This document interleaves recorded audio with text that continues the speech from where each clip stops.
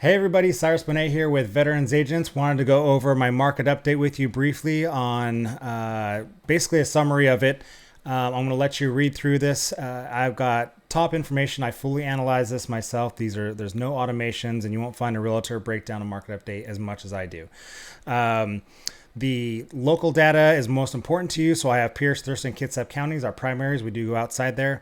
But I have the charts that show it, and I fully break down these numbers myself. And you could see visually the data per section, whether it be days on market, pending sales, that kind of thing. So look it over. The overall summary of this is for sellers, the value of your home hasn't really dropped that much. Pierce County loan, it only dropped 2.4% since this time last year, and that's not a lot. So home values haven't dropped. The appreciation levels have. That's going from 16%, 18% like we were, down to about 5%, if that. But what we're seeing in the headlines is the list sales ratios have tanked greatly.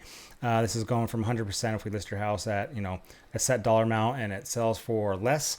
That comes up with a ratio of about 95% is what we came down to. And this is due to a lot of inexperienced agents that don't know how to adjust for market changes.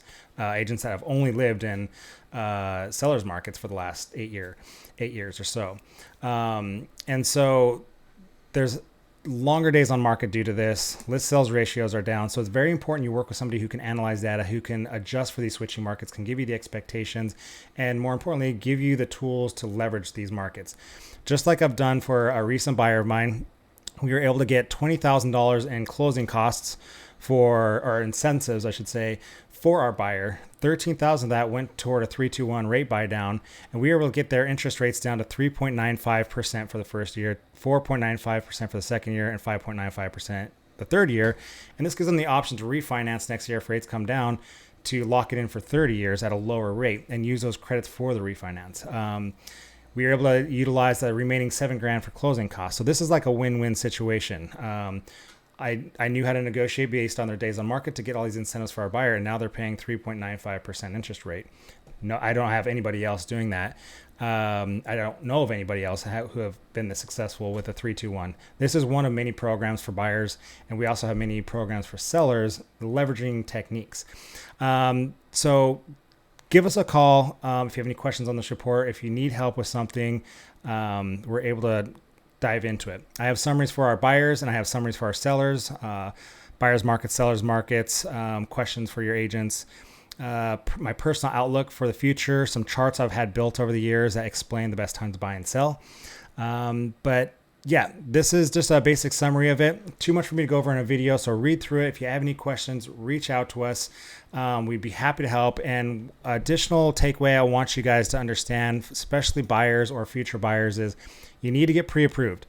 Whether you're going to buy now or in 6 months, you need to get pre-approved now, so that way you could buy these dips. When the markets are high right now, everyone's just stagnant. And when they dip, the buyers aren't pre-approved or pre-underwritten are way too late. Most pre-approval lenders aren't going to get you approved that same day when rates have dropped, or you only got a few days to take these drops. And they last for 120 days, and then they just refresh your credit. And so there's no change to having that pre-approval now or later, because then you could jump on the properties that you like when the rates dip. And if it's a property that's been sent long enough, we can do the 3-2-1 with you and get your rates down even lower to get ahead of the curve. Because one thing that is coming is a seller's market that was the same market that was in 2020 or 2023 or 2022, I should say.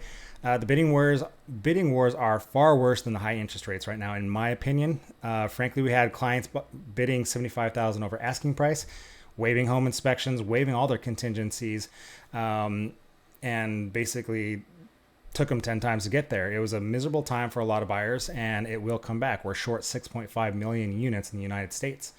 Builders aren't building at the demand and the speed they need to keep up with it. And when this recession fears go away, interest rates come down, there's going to be a flood of buyers that are at the racehorse, at the starting line, waiting to get going.